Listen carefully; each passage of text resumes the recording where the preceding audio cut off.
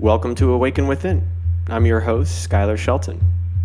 Our in-studio guest is Rachel Kirkland, known online for her spiritual practice as the Modern Shaman. When it comes to session work, can it be dangerous? Have you ever found it to be sort of are there things that can just go wrong? How do you feel? Is it all feeling based? I'd love to hear kind of just some general ideas about what are you looking out for when it comes to session work? What are those boundaries like? Wow, you asked a lot of different questions that I could answer in a lot of different ways. Feel free. Which one? Which I feel like I'm going down one tunnel or the other. Session work looks very different based on the person that shows up for the session. That's the way that I do mine. And I can't say that, again, that is the norm at all. But essentially, there's an intake process when someone sits down with me. When I say, why are you here? What are you here for? What called you? Because I have a lot of different offerings that I can do with my gifts and the way that I connect. And some people come, within the psychic realm. At one point, I was named the best female medium in the world. And so that highlighted in the paranormal community. So I get a lot of people that come for just straight mediumship and just want to connect with a loved one, or they want to do mediumship channeling from an angel.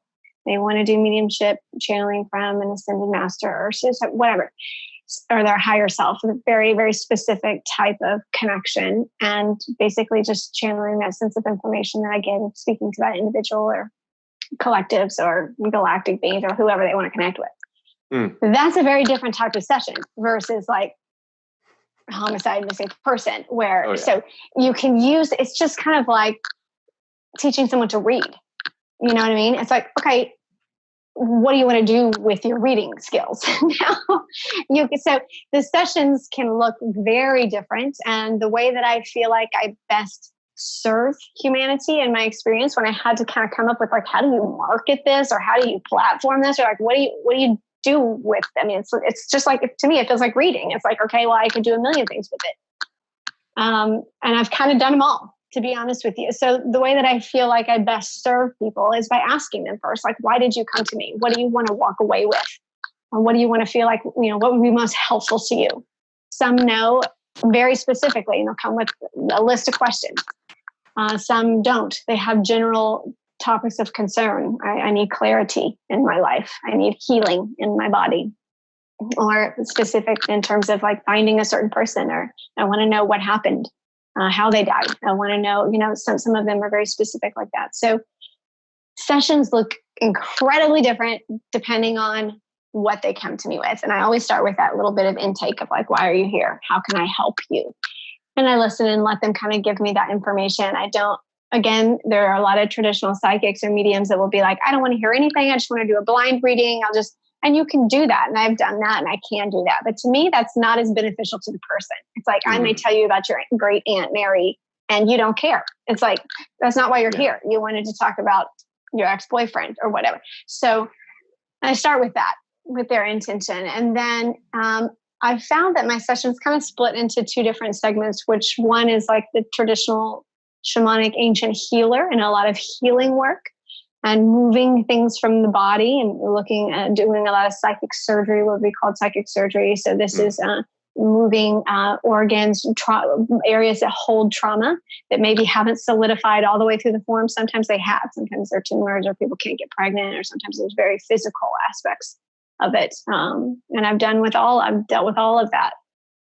And then the other kind of channel of a type of session is more seership. And that is usually utilizing my gifts for remote viewing, or a lot of times, if it's not just missing person work and things like that, remote viewing can be used in a million different ways. If people are just in a relationship and they're like, I don't know what he's thinking. He's not communicating. And I'm like, well, let's just go into his body and let me tell you what he's thinking.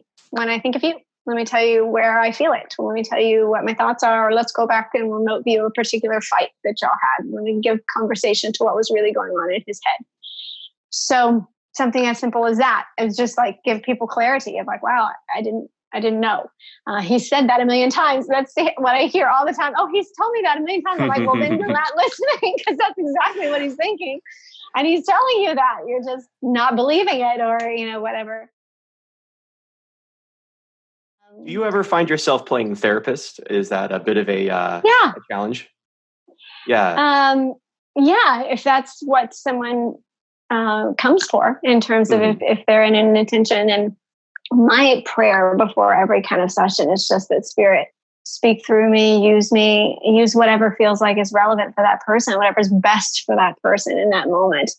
I don't care what it says, on the door that I'm supposed to do in that session. If Spirit has something else that trumps that and is more important and more effective, then I always want to be in a space of openness for that. So sometimes it is.